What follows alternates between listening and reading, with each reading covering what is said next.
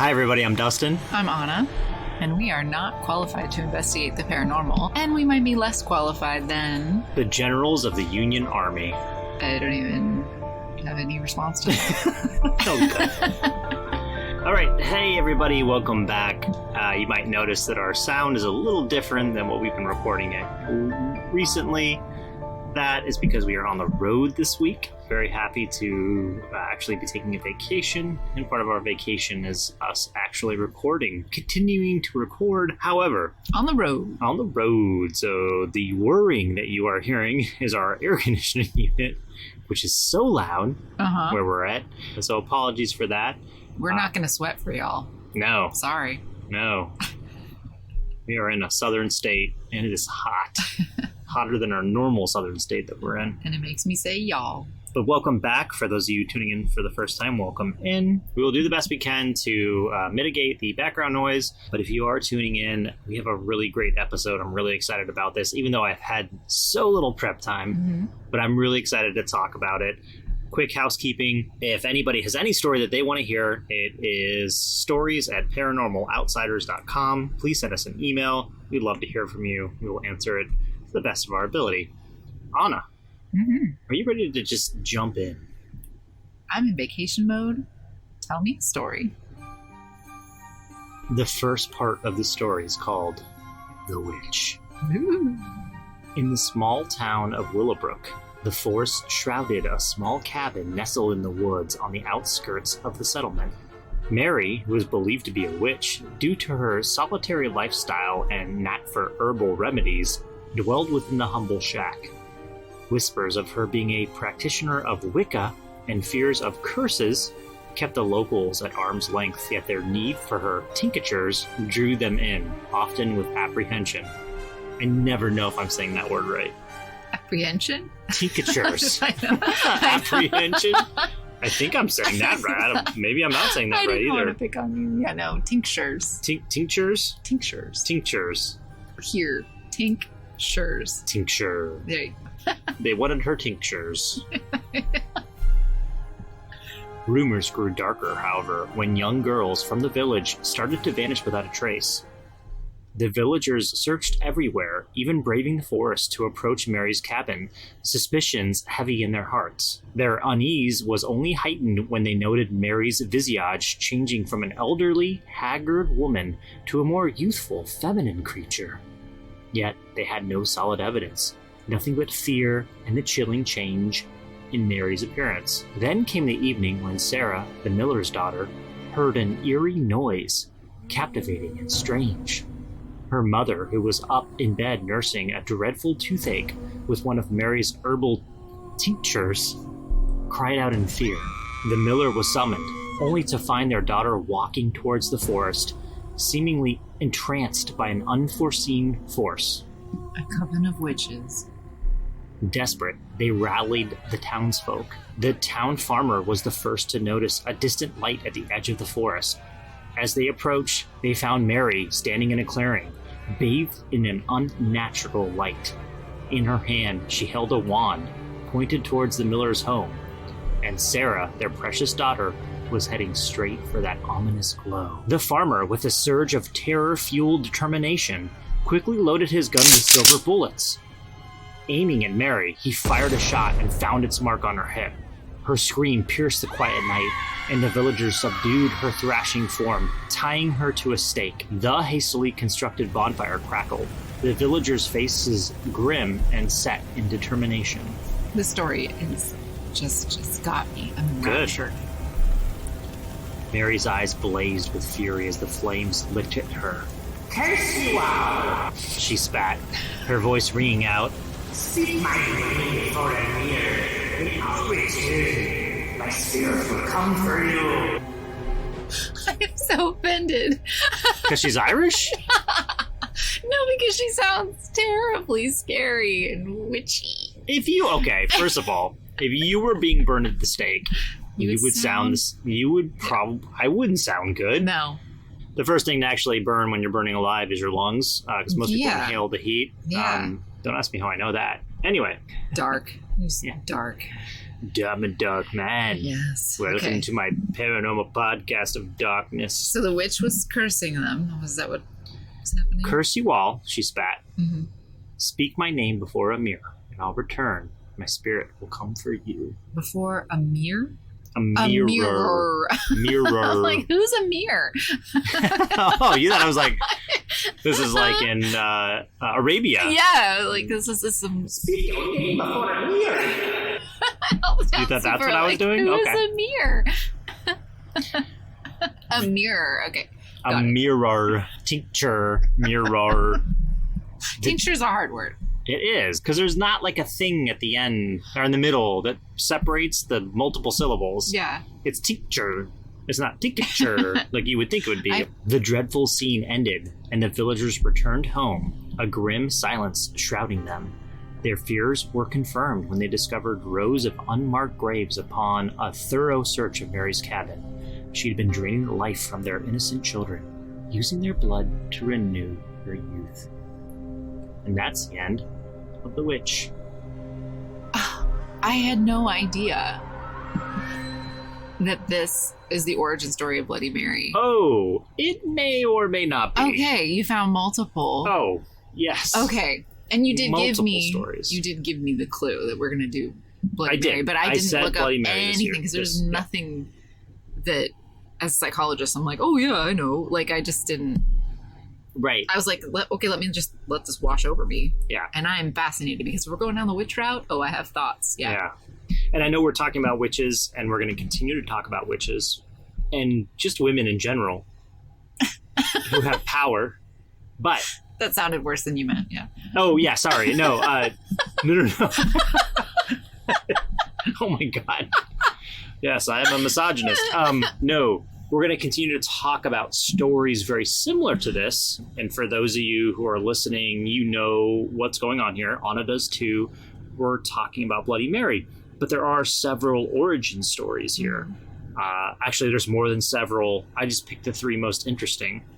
But some of them are You're leading me? Are you leading me? I wouldn't say leading. I'd say I'm capturing the spirit of what a lot of people think this whole thing's about. So if you were somebody who was just looking this up, you would see these stories and be like, this is the origin. This is where this is from. This is who I'm summoning when I'm doing this ancient teenage ritual. It is. It is a teenage rite of passage. It's the immediate thought for me is like, man, we didn't have Google when I was doing this. So Right. I can't even put myself in the shoes of a kid who can just look this up. Right. That like immediately ruins the fear factor to me. Yeah.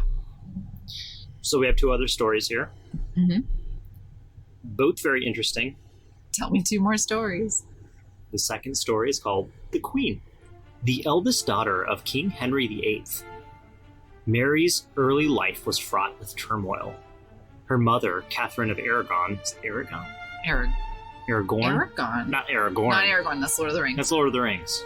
This is a real yeah. thing. Yeah. Aragon. Yeah. Okay. Catherine of Aragon was put aside by her father in favor of Anne Boleyn, in the process sparking the English Reformation and the severance of England's ties with the Catholic Church. That whole relationship between Catherine and Henry is... Yeah, I know, Wow. and I know you've watched like the Tudors, and Yeah. like you've got some opinions about this. Read lots of Wikipedia about Henry VIII. Hey, most of this is taken from Wikipedia. That's okay. I think it's I fine. need a good book. If anyone has a good Henry VIII book recommendation, send it. I'm going to talk more about poor Mary here. 'Cause Yeah, there was a I know lot that so happened in much her life less about Mary that I than- found out while I was this portion is so short, and it really doesn't do her life justice. Mm-mm. I will talk a little bit more about how I felt, I guess, more than anything when I was researching her life. Yeah, well, you're not going to do her justice. That's the whole theme of her life. Right. Nope, there goes the AC. So everybody, welcome to just normal human speaking. Okay. Well, we get hot. Upon ascending to the throne after the death of her half-brother, Edward VI, Roman numerals, they're dumb.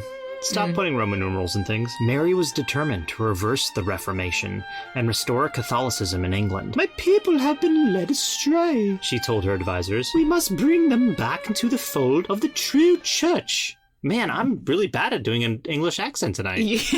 Hold on. No, you do sound a little Queen Elizabeth II. Yeah. Oh, do I? Not the first, and not her sister. Like, let them eat cake, right? Yeah, like that's okay. a little, but no, it's a little more Windsor. What? No, it's too cockney. Yeah. I actually have no idea if did she speak Spanish? Did she speak No, with she a spoke Scottish English. She spoke like the accent? English, right? Yeah. My people have been led astray, she told her advisors. We must bring them back to the fold of the true church. Yeah, that was good. Yeah.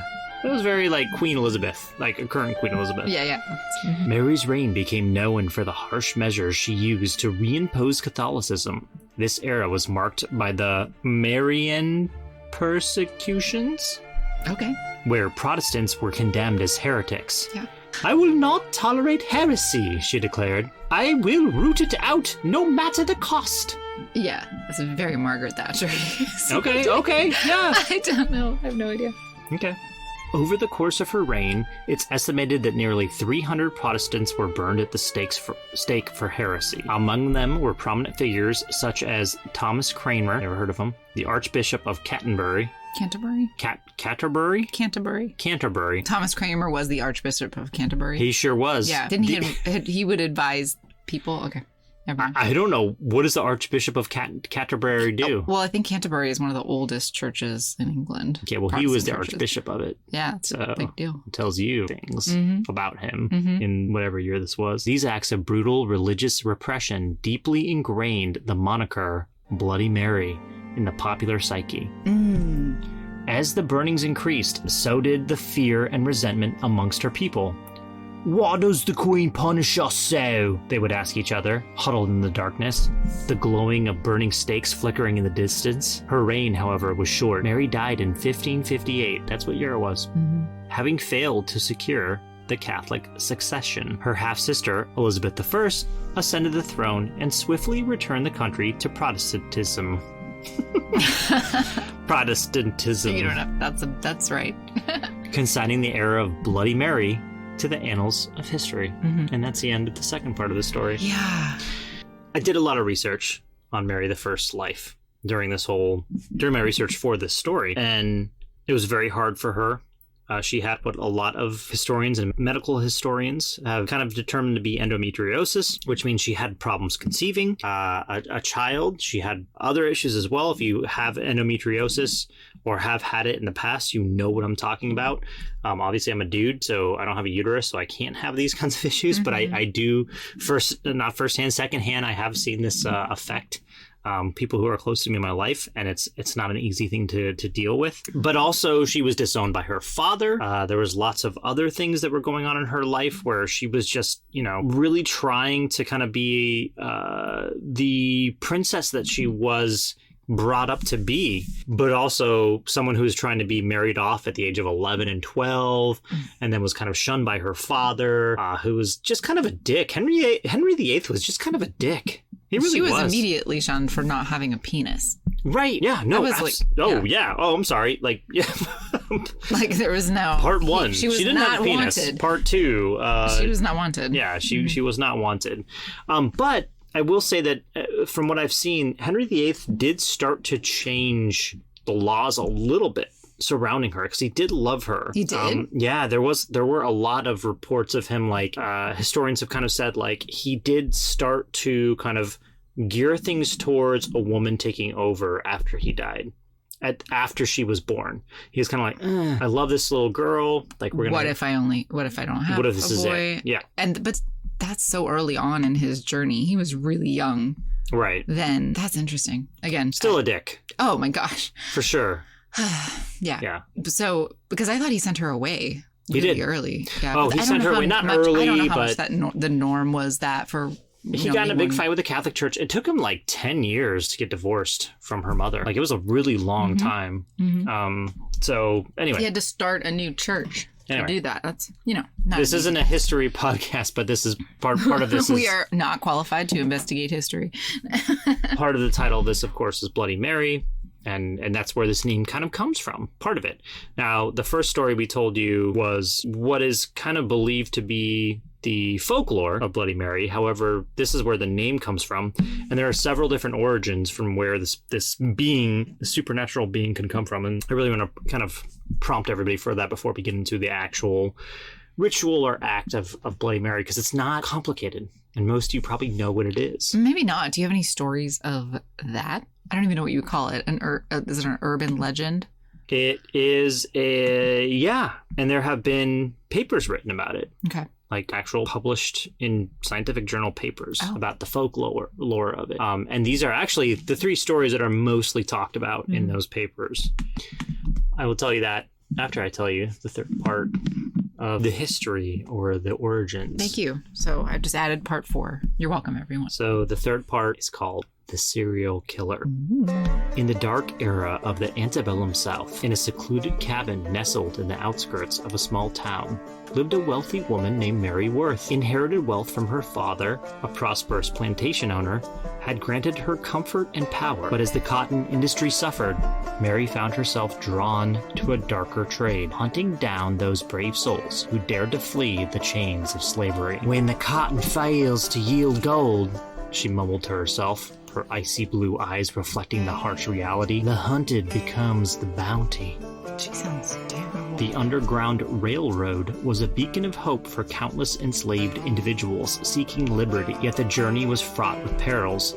And among the most fearsome was Mary Worth. Armed with vicious hunting dogs and an uncanny knack for tracking, she was a force to be reckoned with. Word of her cruelty began to spread amongst the slaves.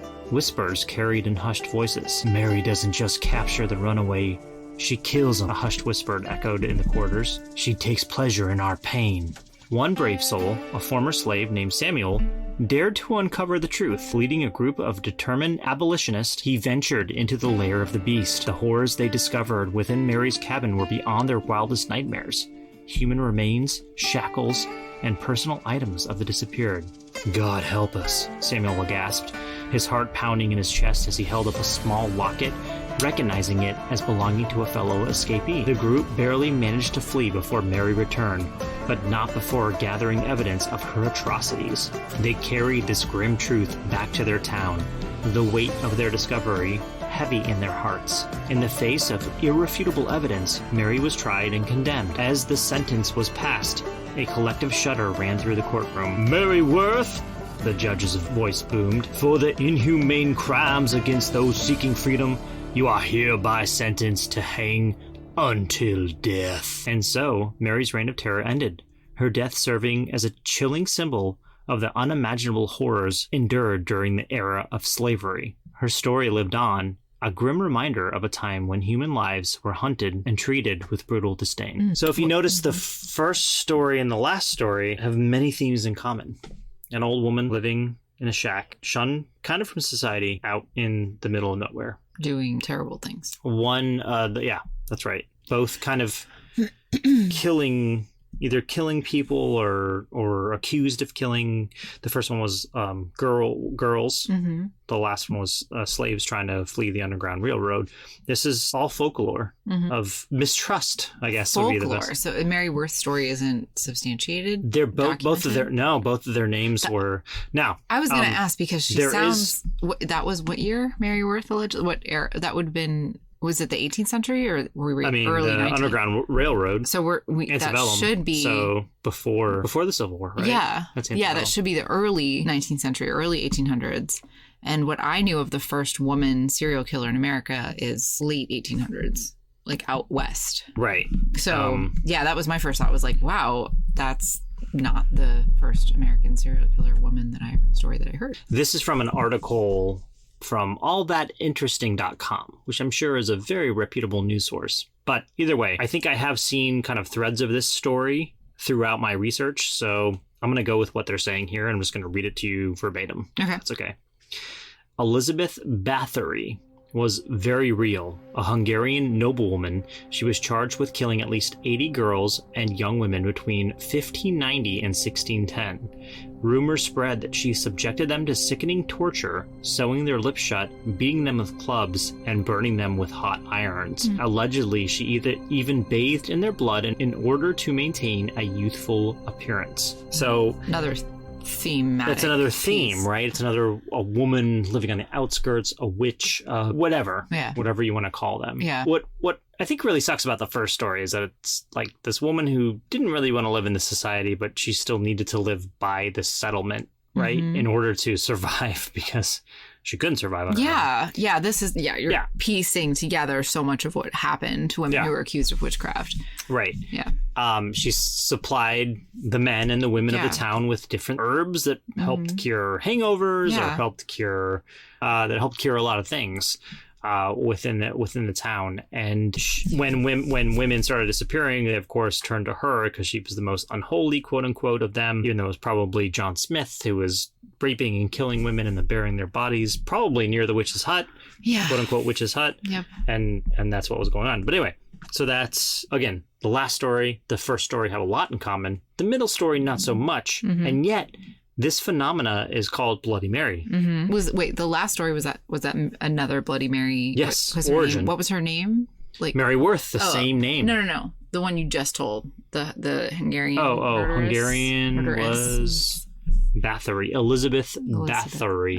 Bathory. Yeah, but what's in her name? I mean, is that well documented? That's so early. That is well documented. Okay. The other two, the first two are the first and the third that I told you. It's debatable whether they even existed. Yeah, and those are American stories versus European.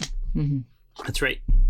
So we have two fairly well documented European stories and two poorly documented American stories. Right. Another thematic element that may come up in things like urban legends. America was the Wild Wild West. Yeah, and honestly, that's a really important piece that you and I know just from doing some family history research in the UK.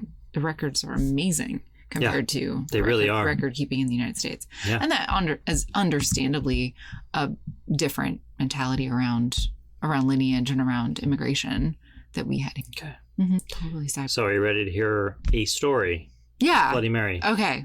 Yeah. Once upon a time in the small town of Ipswich lived a curious and courageous teenager named Lucy. Lucy had grown up hearing the tales of the ghostly figure known as Bloody Mary. The stories both terrified and intrigued her. So much so that she decided to try the ritual for herself one late summer evening. Lucy waited until her parents were fast asleep before she crept into the bathroom, her heart pounding with a mixture of fear and excitement. The house was eerily quiet, the only sound being the creaking of the old wooden floors beneath her feet. "Here goes nothing," she whispered to herself, her voice echoing slightly in the cold, tiled room. She stood in front of the mirror, the moonlight filtering through the small window, casting an ethereal glow. Taking a deep breath, she chanted the name Bloody Mary 3 times, her voice a trembling whisper. Nothing happened. She waited in the silence, staring into her own wide eyes reflected in the mirror. But then she felt a sudden chill in the air. It was a cold that seeped into her bones, making her shiver uncontrollably. Slowly, the mirror began to fog over, as if the room was suddenly filled with a cold breath. Lucy's heart pounded in her chest, her eyes wide with fear and anticipation. Then the reflection in the mirror started to change. It was no longer her own face staring back at her, but a spectral figure. A woman with hollow eyes and a chilling gaze. Lucy gasped, stepping back in horror. The woman in the mirror moved with her, her ghostly figure mimicking Lucy's every move. That's what mirrors do. She was pale with dark, shadowy hair, and her eyes bore into Lucy's with an intensity that made her shudder. "I am Mary," the figure spoke, her voice echoing around the bathroom. "Why have you summoned me?" Lucy, summoning up her courage, replied, "I wanted to see if the legends were true." "And now that you know they are?" the ghostly figure asked, her eyes never leaving Lucy's. I'm not sure," Lucy stammered, her fear gradually replaced by a strange sense of calm. "Be careful what you wish for, child," Bloody Mary responded, her tone almost sympathetic. "I am a fairy godmother, yeah, and I'll grant you your this wishes." is going pretty well so far, I gotta say. That's scary, yeah. Then, as suddenly as she appeared, she vanished, leaving only Lucy's reflection in the mirror. From that night on, Lucy never attempted the ritual again. The encounter had scared her, but it also gave her a new perspective on life. She learned to respect the legends of the unseen, understanding that curiosity can sometimes lead to an unexpected revelation. It's a very positive spin on It is. what's going on here? So Let me, real quick, before we close that out. we're not closing that out. I was going to ask you questions about this young woman from Ipswich. You shouldn't, because this is just a amalgam of all the rituals that teenage girls and boys, by the way. Like, I know that everybody's like, oh, teenage girls play this game, blah, blah. They want to see their husbands. Like, that's like kind of how it started in the 1950s. Oh. No. Like, boys and girls do this. Yeah, I don't know. I don't fucking know. Wow, there's way too... Wow, you probably could have brought me down so many different rabbit holes with what this is. Oh, God. So here's the ritual. The last part, the ritual. How to do it, an instruction guide. The Bloody Mary ritual is an urban legend and popular folklore shared among many cultures, particularly in English-speaking countries.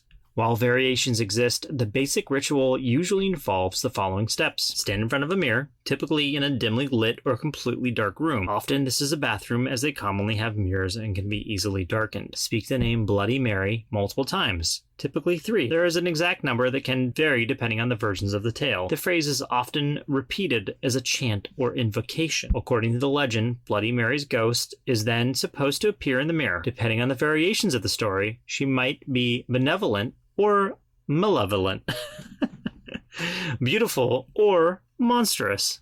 The origins of the ritual are not entirely clear. So that's very simple. We all know. I think we all know this. This is a very. Did you do it as a kid? Oh yeah. Okay. Very common. I don't want to say rite of passage. That's not the right word, but it's a very common. I use that phrase. Like it's on the short list of things to do in a sleepover. Right. Yeah. Or Bloody when you're Mary. bored on an afternoon or a night with friends. Yeah. So with everything you've just heard, let's start with the origin stories. Okay. They're clearly themes. Mm-hmm. All of them have women. Mm-hmm. All of them have women with some kind of power to an extent. Yeah. The first one is a witch. Uh-huh. The second one is a queen. Uh-huh. And the third one is a rich woman. Uh-huh. So we have that yeah. whole thing. I don't know if we need to talk about it. Yeah, it's course, hard for me to paint the picture that I guess I was expecting to paint because, as you said, in some versions of the lore, she is not a threat. Like when she appears, she can be benevolent, which is not the version of the lore that I was exposed to. Because then thematically, when you look at the position of power and connect it to a malevolent woman, it's women in power or threat. That's one piece of the themes. Okay. Mm-hmm. And granted, Mary the First killed lots of people by burning them at the stake. Sure. Lots of other things. Mm-hmm. The 2 other women in the story were burned at the stake. Yeah. Well, and that goes back to like then you're going into witches and the entire lore of that. That'll be a totally different. Isn't actually women episode. In power because they don't actually have magical power. That's the reverse of it. Is they were a threat not because they had magical powers. They were a threat to the structure of society, of patriarchy and marriage, because they were single women living alone, working. That's it. How dare they do that? I know. Yeah. Mary the First was not a single woman. She actually really loved her husband, from what I read. Yeah. He was just a dickhead. Once again, another asshole. He cheated on her continuously, according to many accounts. She loved him. She really wanted to just have a family. Mm-hmm. By the time she was old enough, or by the time she became queen, she couldn't have children because of her endometriosis and many other things that were going on, or stress. Yeah. Who God knows what else, right? Well, yeah. As far as I know, like part of the painting of the history of her was she is a threat to Queen Elizabeth. She's a threat to her sister's power. She's a threat to the Protestant church. She also was a threat to a male heir, being actually entitled to the throne as a female. So, by all accounts, she really loved her brother and really tried to help him as much as she could. Her little brother, who she hated Elizabeth, hated her. For sure. Well, I don't know how much. Yeah, they painted that as an interesting thing because they were both so young. I don't know. Again, I need a good book on this, and their brother was even younger. Yeah. So, yeah. All this aside. Yeah, all of this aside. Well, it's not aside in the fact that, like, why would she be painted as a malevolent? And it has 2 pieces. It is that she did cause the deaths of and the persecutions of many people. Yeah. And that is a thing that many monarchs in the UK have done, if not all. Right. But that's literally where this whole thing comes from, right? Yeah. We don't call the Magna Carta, whoever signed that, Edward the First. Who signed that? Oh, God. We don't call it the Bloody Edward story. Well, and that is another piece to connect to, is that if this is, I don't know how common Bloody Mary is as an urban legend or a practice in the UK as compared to the United States. Do you know that? No.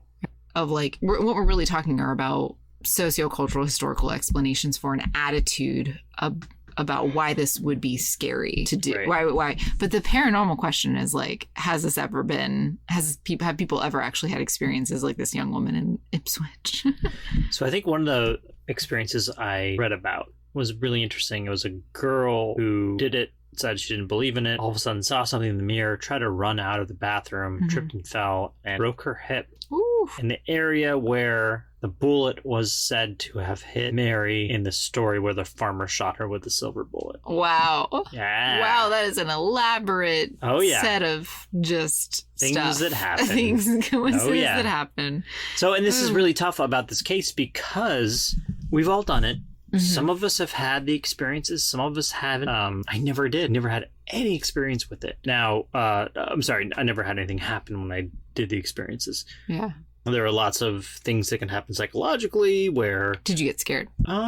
Probably. Because I have to tell you, like, it's so deeply embedded in me that every time you started to tell these stories just now, like, and it brought up the chills, especially when you start to talk about how to do the quote ritual of Bloody Mary, and you go into the room, and I remember viscerally that feeling and how scary it is, and to the point where many people might not even look in the mirror when they go to the bathroom in the middle of the night. It's scary. Yeah. Well, now we have all kinds of horror movies where it's like the mirrors are the trope things. Oh man, that are doing things. Yeah, and why that is probably a combination of the fact that it's scary to see reflections, to look in mirrors in the dark, because it's not clear, and it kind of goes back to the thing we've talked about of when you're looking at a person but you can't clearly see them. It's very scary, and we don't see very well in the dark, and we just can't we cannot accurately perceive what's happening, so we perceive threat.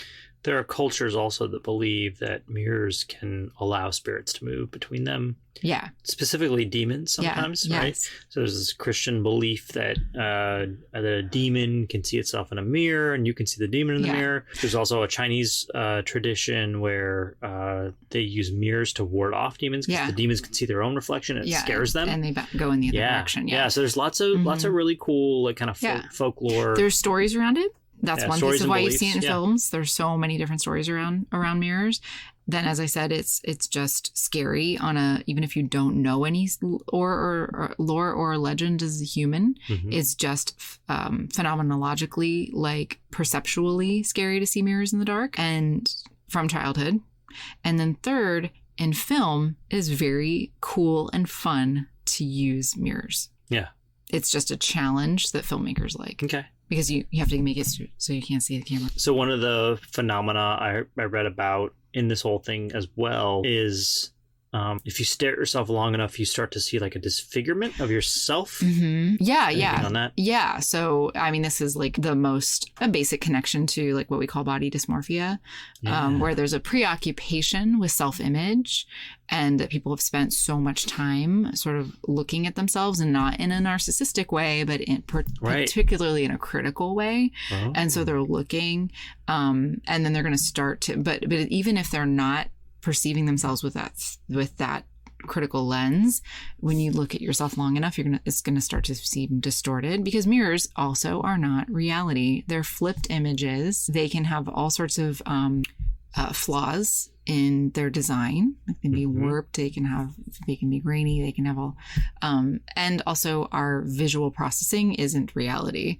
So and when you stare at something long enough, your eyes get tired. There's so many reasons why those things get distorted looking at ourselves.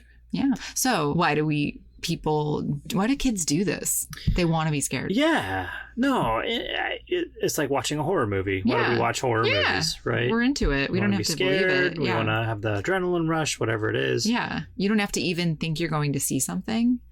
I think one part of this ritual that's definitely more American westernized is the belief that if you say an incantation into a mirror with a candle, it will show you your husband. It will show you who you're going to marry. Yeah. I think that's like a thing. So I saw during this research. Yeah, that sounds like it might. Oh gosh.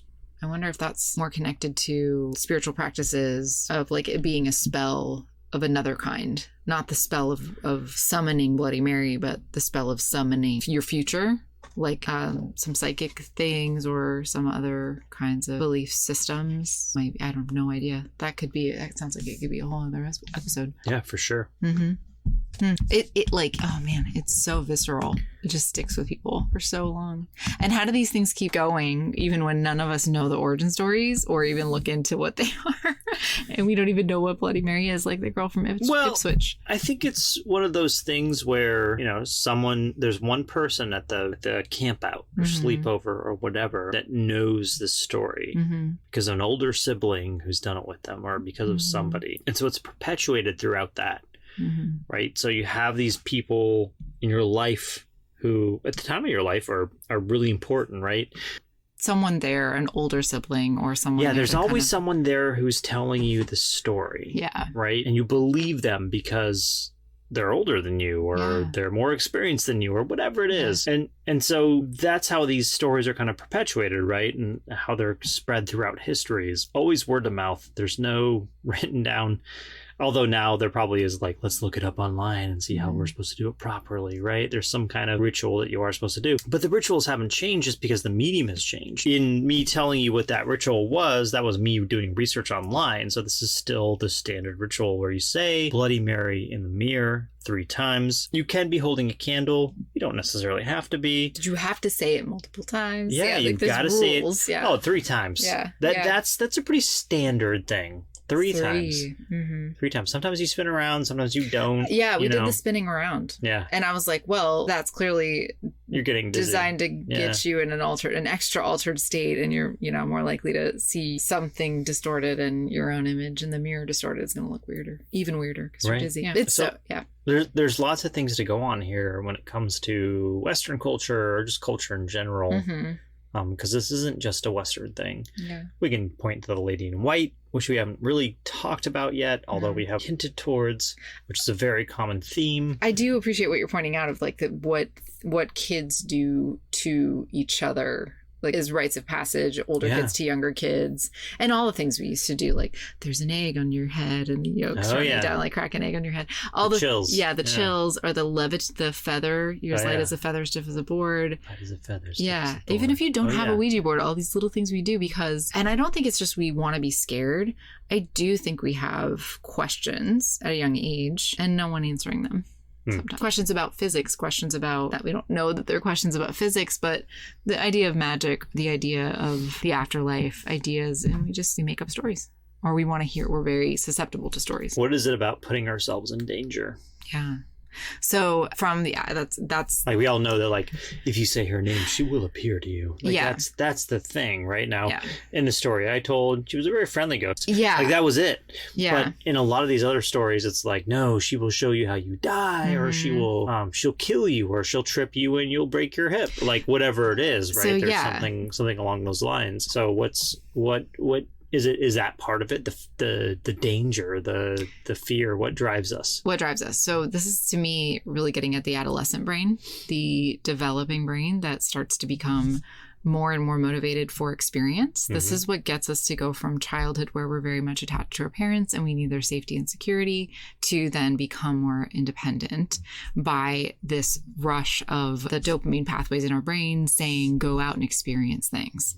And that we have to have then some thrill in the unknown, because if we were just afraid of everything that could potentially hurt us, then we wouldn't leave. We wouldn't develop, we wouldn't grow, we couldn't leave our home and become independent people. Yeah. So that's the adolescent brain is wired for experience. We go out and do things. And then when we're bored and we can't go out because you have to sleep over with your friends, but you have to stay home, right?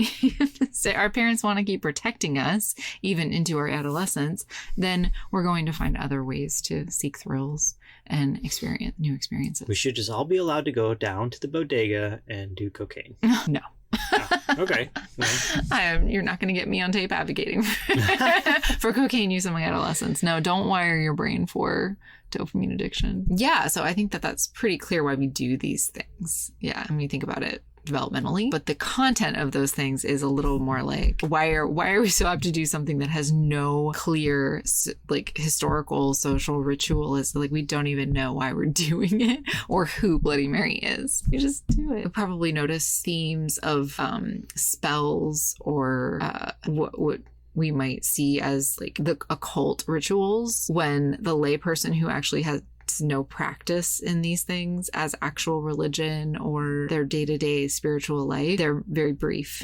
So think about like Harry Potter. It's pretty easy to do magic in the universe of Harry Potter. You just gotta think about it. You just bibbity bobbity boo. Like you say a few words. That's clearly not Harry Potter spell, but oh boy, Specto Patronum. You just need to learn some like hacked up Lat sounding things. Yeah. I'm just gonna do it. I don't know. There's probably a whole lot there on things in threes. Yeah. Sorry if I don't have an answer to that. No, it's okay. I don't have all the answers. Then what are we doing here? Why are we even talking what right now? What do you think? Well, threes are always like kind of an important, like things of threes are always an important number, right? So there are 12 apostles. There are derivatives of three or multiples of three. Multiples, like numerology, like that's always kind of a big thing, like that we count. Knock 3 times. Knock 3 times. See, you know. I don't know why though. Right. I would just go back to Father, the Son, and the Holy Spirit. Like there's so many things that are 3. In religion, not just in Christian religion, although that's the only example I gave. There are just a lot of things that happen in threes. And 3 is a number of power, I think is what a lot of people believe. Mm-hmm. And in that might have come from our ancestors who were like, when you're hunting a fucking woolly mammoth and you just have one person, you're fucked. If you have 2 people, one of you is fucked. If you have 3 people, though, one of you can come from one side, one of you can come from the other side, and one of you can come from underneath. And you can kill the thing. Strategy. Yeah. I think from a linguistic or language perspective, you say something once, you might just be like off the cuff, babbling. Yeah. You say something twice, you're maybe perseverative, and maybe you didn't mean to say it, like you're kind of stuttering maybe. So babbling, stuttering, then you say something 3 times, there's an intention. Okay. So if you say something once, it's just you saying it once. If you say something twice, you might just be repeating yourself for the sake of repeating yourself. But if you say something a 3rd time, then you're trying to drive it home. Yeah. So if you say something once, then you're just saying it because you're saying it. If you say something twice, then I see what you're doing here. That was the 3rd time. And then it starts to become like, yeah, clearly you're repeating yourself. And now I'm not repeating myself, so you'll never remember it. Oh no. No, that Well, and absolutely. just a good way to tell a good story or write a good essay is here's the intro, here's what I'm going to tell you, the body, here's what I'm telling you, and the conclusion, here's what I told you. 5-paragraph essay format. That's it. What's the magic number of 5? No. Well, it's the number of paragraphs. It doesn't really matter, but it's 3 parts. 3 you parts. love parts, 3 parts. You I add a do? 4th part and you're like, hey, it's hanging. What do you do? Now you've had 5 parts? I don't know where to go with this whole thing that we're talking about now that we have a 5th part. What am I going to say? No, that's a good point. Yeah, no, there is something in 3 where it definitely adds. And I know that's like, what is it? What's the adage? 3rd time is a pattern. Like the first time is happenstance. The 2nd time is coincidence. And the 3rd time is a habit or pattern. Yeah, same thing. Yeah, really interesting take on that. There we go. So when you now say the 3rd time, to the cognitive linguistic psychological explanation of the power of 3. There you go. And so when we talk about Bloody Mary and someone has to say their name 3 times, it's just like if Bloody Mary is a sleeping spirit somewhere and someone says their name once, then Bloody Mary's going to be like, I don't know, they just said it once. Twice, they're like, oh, well, they might have said it twice because they were talking about me. 3rd time, it's like, no, they're trying to sump, so I'm going to show up. In mirrors, in bathrooms. In mirrors? And I'm just waiting around for that to happen. And here we go to the criticism of her being any of these people. Mary Queen of Scots ain't got time for your bullshit. She don't got time for nothing. Yeah, come on. And then the first is just a random witch story that at any point now people should recognize the history of American. Well, she cursed them. I don't blame her for doing it, but she did. Yeah, but that is the trope of like every witch trial in Salem, that she cursed the entire town. If someone's burning you at the stake, would you curse them? You already said it's very unlikely. You alluded to the fact that it's very unlikely that people would speak anything discernible while being burned at the stake. If their lungs and their vocal cords are burning, very little will be discerned of what they're saying. Maybe she was saying like, "Stop burning me," and they were just like, "I heard that she cursed us because maybe we feel a little guilty for killing someone in public." Yeah. Not good things to do. Yeah. Okay. It's going to sit with you for a little while. And maybe your whole society and your whole culture will have a deep-seated shame for how poorly you treated certain people. Oh, no. Yeah. What do I do? What do we do while we create these? And so I think we're summing it up with that. Like the themes here are the lore of lure, not lure. There's two different words. The draw of lure of doing thrill-seeking things when you're an adolescent, and that some of those things may be rooted in your culture as implicitly and explicitly misogynistic. And there's a mic drop. Boom. Goodbye. Okay, that's 3 times. Everybody should be gone by now. If not, thank you all for listening in this week. Again, sorry for the audio quality. It is what it is. It is what it is. It is what it is. I say it 3 times, it must be true. This is the power of 3. Our podcast get more powerful when we repeat things 3 times. I guess so. No, okay. So. Yeah, I'm done. Okay. I'll stop doing that. Anyway, thank you all for listening in. If you do have any stories that you want us to talk about or have any comments on our current subject, please email them into stories@paranormaloutsiders.com and we will respond. Thanks for listening. Bye.